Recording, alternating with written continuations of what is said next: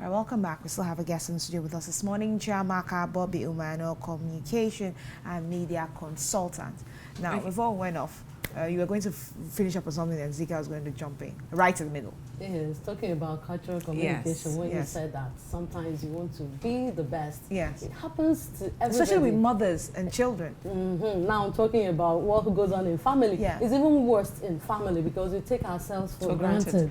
You know, outside you could be more cautious. Okay, I don't want to hurt people. But at home you find yourself speaking to your children, your spouse, sometimes without respect. And it affects relationships, and it's not good. So in as much as you prepare yourself to probably face a business meeting, knowing that, okay, I need to seal this deal, therefore I need to put out my best foot. The same way you also have to work at home. Know that what happens at home remains at home.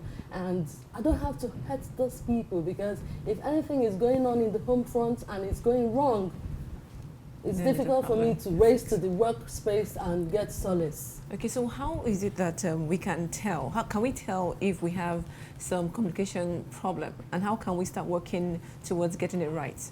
Yes, you can tell, but again, sometimes if you are not conscious about it, you may not recognize it.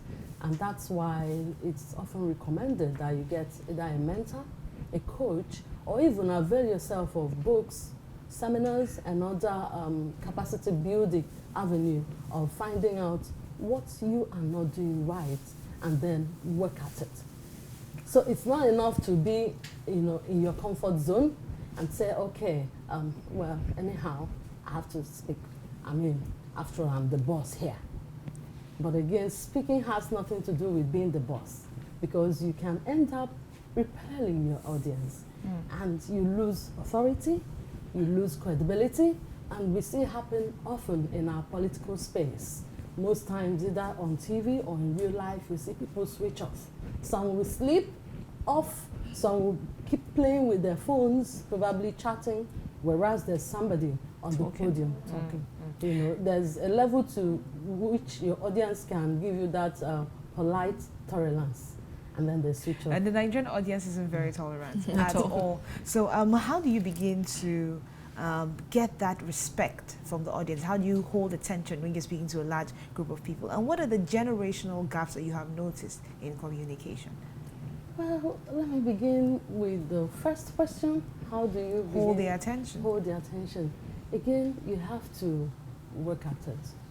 And then when you work at it, you'll begin to discover the tips and tactics you can use when it comes to public speaking, because you're talking to a great number of people at the same time, and basically you have to first of all discover your audience. Who am I going to talk with?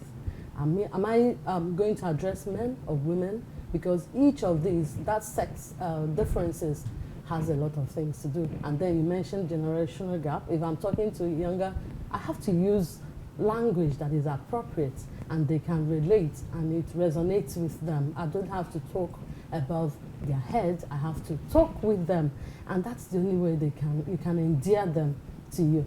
And then one other thing to consider is the fact that an average human being has a very short attention span. So you have to learn to kiss your speech.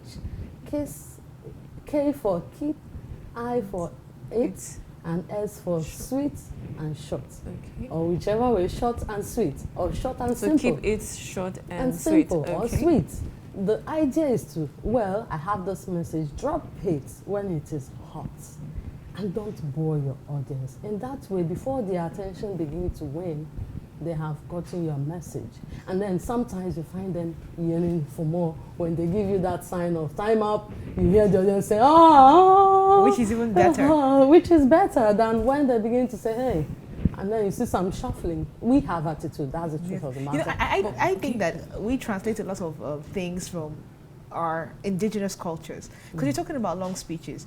We read books and watch movies where the elder starts with a proverb. And then it goes into a narration, probably a story, and then you begin to talk about the problem at hand. But how do you fix those issues, So our elders used to say, a child that runs out, how do you begin to sort that out? Change is the only thing that is constant in life. Even if I'm an old woman, and it used to work for me, for instance, in my village square, giving long proverb and interpreting it and trying to be an orator in my own definition. It also pays to, follow the trend and understand that these days, this jet age, and people have a lot of things going on, and they need to get things done and move on to the next one. And then you find yourself giving them a long speech. The truth of the matter is that I know people who avoid meetings simply because they say to you, hey, they waste time. Yeah. I don't have that time. Because you find one speaker after the other saying the same thing, repeating themselves, it becomes redundant. You've said that before, we've heard that before. Let's move on. But sometimes people do it out of habit, and not being able to calm down and step out of their comfort zone. Oh, this is the way I talk, and I don't want to improve on it. Oh, this is the way we do it. Oh, I feel I need to say something. I should say something. Everybody's saying something. So I should speak as well. Now, in the case whereby a speaker is given, let's say, 20 minutes or 30 minutes to deliver his speech, and it gets to a point where he starts, people start booing him, his audience start booing him. What is it that he can do, knowing that he is an orator, someone who has been doing this over the years? And then what happens, afterwards when he's been booed out of stage? What should he do to get that engagement with these people?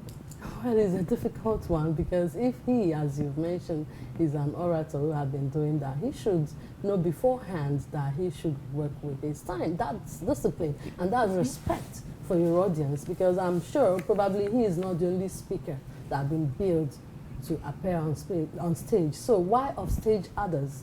And then if it happens that you've been booed, well, if you can, I watched sometime 3 months ago, I won't mention, but a public officer who actually had that experience, because he said it wasn't even time, but he said something that didn't go down well with the audience, and they started booing at him. And he was able to stand his ground. And when the booing died down, he now threw a joke across. And, people reluctantly started laughing. And then he had to correct his statement. And that's then very tactical. He got a chair, and then he continued. So I think it takes courage and humility, because there are those who don't take such. They feel, oh, I'm slighted, you've insulted me. And let me quickly jump in here before we wrap this up, right? When Zika asked the question, something came to mind. What role does the audience play in helping a speaker, a public speaker? At some point or the other, whether you're a speaker or not, you have to sit and listen. What are the expectations that would help the speaker or bolster the speaker to do the right thing, speak right, and pass his message across? Okay, well, basically, body language from the audience is key. Because as a speaker, once you climb the podium and the audience is not good, but again, in as much as it's give and take, the bulk of the job is with the speaker. Because if he is able to make the audience the superstar and not himself, they will feel it. And they'll be happy with you. And that's why we started by saying that nonverbal signal is the integral part of communication. Because as you're stepping up, people are looking at you, they're watching your gestures, your step, your facial expression, your body language generally. And then if you come across as someone who is a tyrant, they have to, in a way, begin to feel, oh, what's he about to say that we haven't heard? And then you get it from them. Most of them probably could actually get up and walk away. Right. Okay, just before we let you go, I would like you to motivate us for today, for the rest of the week. Okay, well, motivate, it comes from inside. Because really, in most times, you find out that nobody else would do it except you do. And so, one of the basic ways of doing that is, as you wake up in the morning, tell yourself that you are alive. And because you are alive, you have no choice than to arise and shine.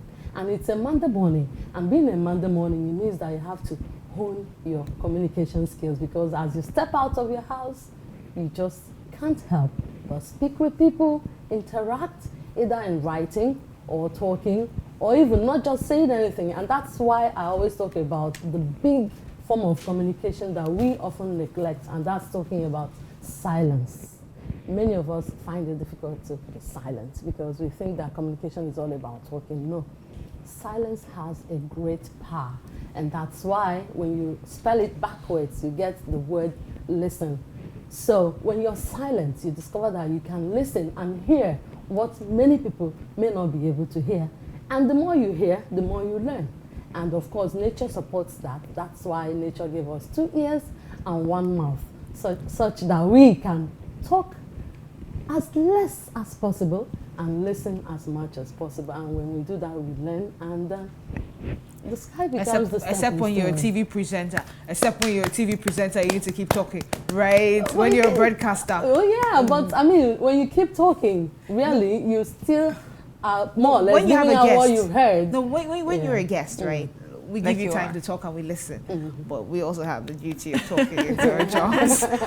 Thank you so much. Thank you so much for having It's me. been a wonderful chat. Chiamaka, Bobby-Umeano. Bobby-Umeano, communication media consultant. Thank you Thank so you much. so much for having me. Right. We're not leaving yet. We'll take a break, and when we come back, we still have more discussions for you. Please stay with us. Today's weather forecast.